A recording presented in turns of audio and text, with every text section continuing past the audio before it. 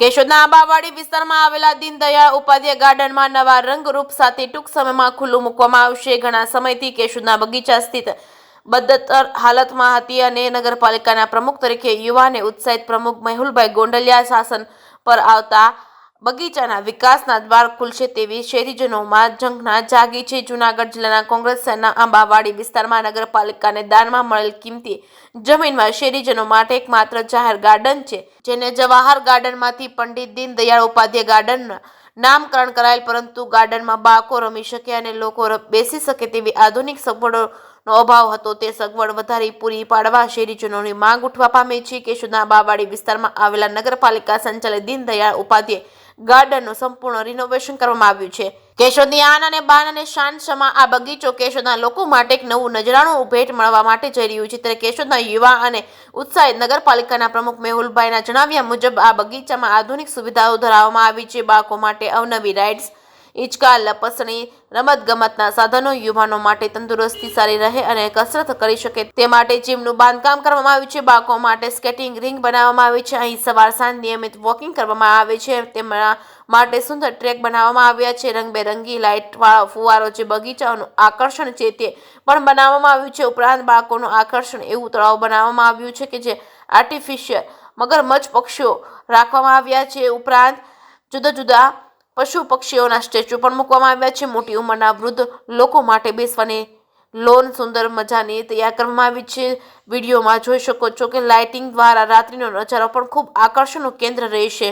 કેશોદમાં પ્રમુખ તરીકે મેહુલભાઈ આવ્યા પછી કેશોદ શહેરીજનો માટે અનેક સગવડતા વધારવામાં આવી છે, તેમજ વિકાસના કામો કરવામાં આવી રહ્યા છે। જેમાંનો એક નજારો એટલે કે આ દીનદયાળ ઉપાધ્યાય બગીચા ઉપરાંત ભગવાન શ્રી રામની પ્રતિષ્ઠા તેમજ પવન પુત્ર હનુમાનજીની પ્રતિમા મૂકવામાં આવી રહી છે।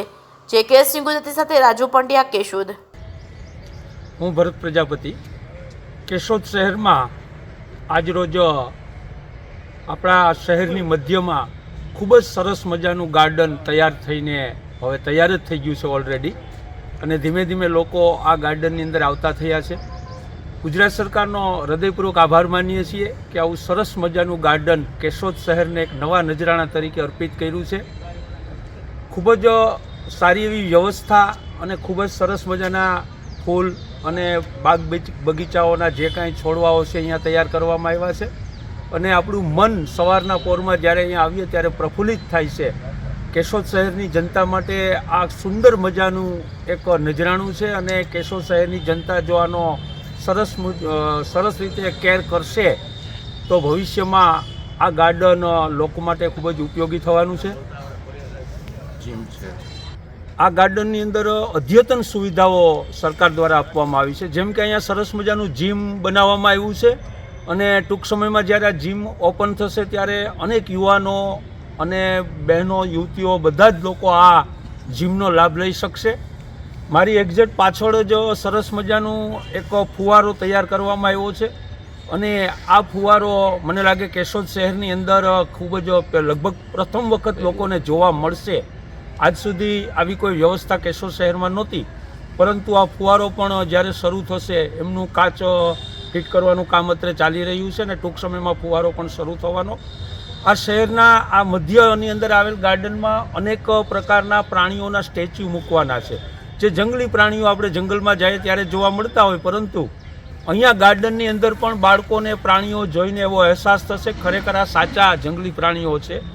અને અહીંયા એકદમ જમણી બાજુ એક ગોળ સર્કલ આવેલું છે, અને આની અંદર લગભગ મારી સાથે એવા 20 વર્ષથી આવતા એવા મિત્રો છે કે જેમે 20 વર્ષથી સતત ગાર્ડનમાં સવારના પોરમાં આવતા હોઈએ, અને આ મિત્રો માટે પણ ખૂબ જ ખુશીનો માહોલ છે। મારી સાથે ઊભેલા ગોસ્વામી સાહેબ વકીલ અને વિનુબાપુ આ અમારા મિત્રો છે, ઘણા બધા ગાર્ડનની અંદર આ સર્કલમાં અલગ અલગ પ્રકારના શારીરિક કસરતો માટે અત્રે પધારેલી છે, અને ખૂબ જ સરસ મજાની વ્યવસ્થા અહીંયા ઊભી થઈ છે। કેશોદના શહેરના લોકો જે કોઈ છે એ અહીંયા આવે, પણ ખાસ આગ્રહ મારો છે કે આ ગાર્ડનની કેર કરે, અહીંયા ફૂલઝાડને કોઈ નુકસાન ન પહોંચાડે, કોઈ ચીજ વસ્તુઓને નુકસાન ન પહોંચાડે, એ કેશોદ શહેરની જનતા માટે ખૂબ જ જરૂરી બાબત ગણાશે।